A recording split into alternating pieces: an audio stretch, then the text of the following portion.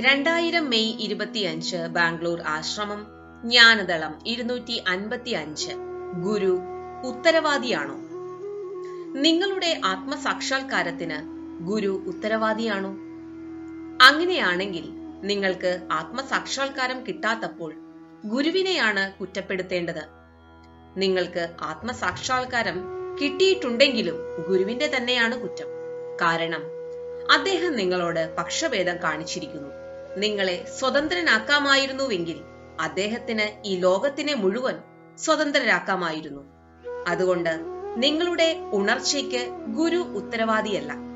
എന്നാൽ ഗുരു ഇല്ലെങ്കിൽ സ്വാതന്ത്ര്യം ഏറെക്കുറെ അസാധ്യവുമാണ്. അതുകൊണ്ട് ഗുരു ഉത്തരവാദിയാണ്, അതേസമയം ഉത്തരവാദിയല്ല താനും. ഇത് ഒരു ദുരൂഹതയാണ്. ജയ് ഗുരുദേവ്.